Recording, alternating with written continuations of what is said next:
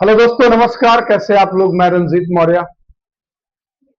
कैसे आप सब लोग पल ये बताइए, जरूर आप कमेंट बॉक्स में करिएगा। आज की जो टॉपिक है वो हमारे बिहार के लिए बहुत बड़ी टॉपिक है, और टॉपिक है बढ़ती बेरोजगारी। बढ़ती बेरोजगारी में सरकार की जो वादे थे, सरकार की जो अपनी गाइडलाइन, जो चुनावी मुद्दे थे, उस पर आज हम बातचीत करने वाले हैं दोस्तों। आज हम बातचीत करने वाले हैं बच्चों के साथ हो रहे धोखों के बारे में। आज हम बातचीत कर रहे हैं बच्चे बेरोजगार हो रहे हैं उसके बारे में। आज हम बातचीत करने वाले हैं किस तरह से बच्चों को धोखा दिया जा रहा है। आज हम बात कर रहे हैं बच्चे की परेशानियों के बारे में। हम सब लोग बड़ी शौक से बीएड किए। बहुत सारे युवाओं ने BEd, state one, paper two सब किया। DElEd paper one, DElEd paper two की बात हम कर रहे हैं, जैसे CTET paper one, CTET paper two की बात कर रहे हैं। जो डीएलएड किए हैं वही पेपर वन के हमने जो जिक्र किया अभी, स्टेट वन, स्टेट टू, ये sorry CTET one, CTET two की बात की। बहुत सारा भाई, बहुत सारे युवाओं ने एक उम्मीद पाल कर रखा है। हमारे पूर्व माननीय मुख्यमंत्री श्री नीतीश कुमार जी ने ऐसा कहा कि 46,000 प्लस वैकेंसी जाने की संभावना है। उन्होंने टालते रहे, बस पता नहीं क्या था उनके माइंड में, क्या चीज चल रहा था भाई। चुनाव से पहले बस सितंबर में बहाली आ जाएगा, यहाँ ज्वाइनिंग हो जाएगा, ये अब नोटिफिकेशन आने वाला है, अब नोटिफिकेशन आने वाले, करते करते भाई 2025 भाई सवाल जवाब तो बनता है सरकार किसी का भी है, क्योंकि हम बेरोजगार युवाओं को किस तरह से ट्रीट किया जा रहा है आप जान रहे हैं ना। कोई बड़े बड़े सीट पे बैठे लोग कॉकरोच कह दे रहे हैं। तो क्या है आखिर, क्या परेशानी है आपको हम लोगों से? क्या परेशानी है उन युवाओं से? आखिर सब आप करते हैं तो इनके लिए क्यों नहीं सोचते हैं?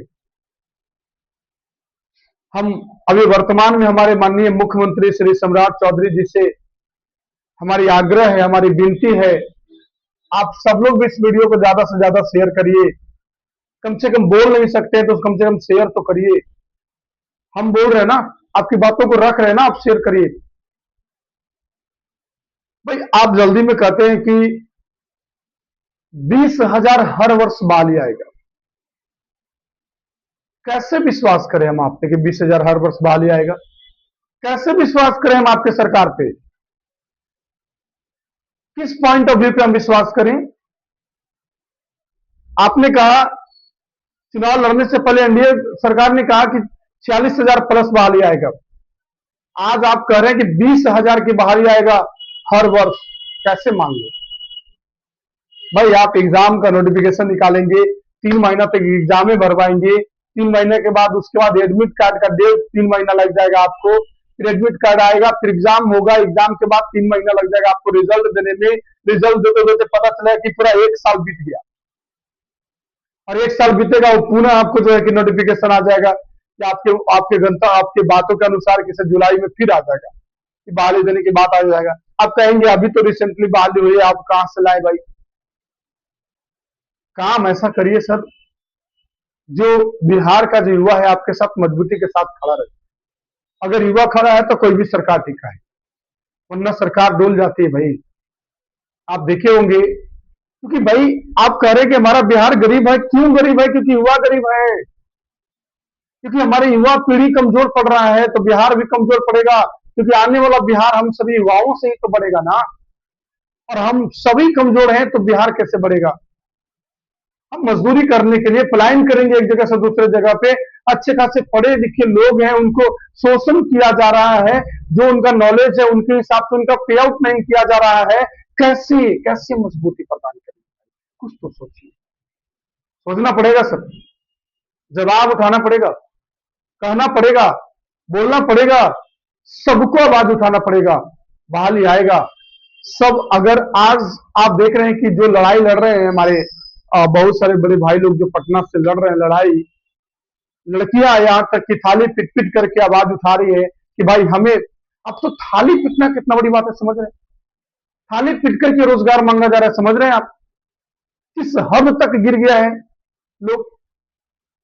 और इसमें पक्ष विपक्ष को देखिए, विपक्ष को तो भाई एक शब्द बोलने लायक नहीं, विपक्ष तो इस मुद्दा पर बोल ही नहीं रहा है भाई, कहां से युवा आपके साथ रहेगा।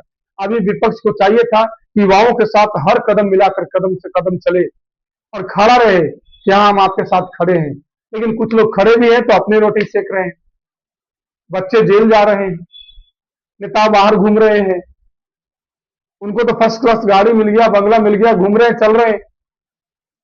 लेकिन हम कहां जाएं, सवाल हम कहां जाएं। बात उठना चाहिए और हम ये बात सच में सही उठा रहे हैं और सबके लिए उठा रहे हैं। आज की जो बढ़ती बेरोजगारी है उसका जिम्मेदार कोई नहीं, सरकार जिम्मेदार है इसका।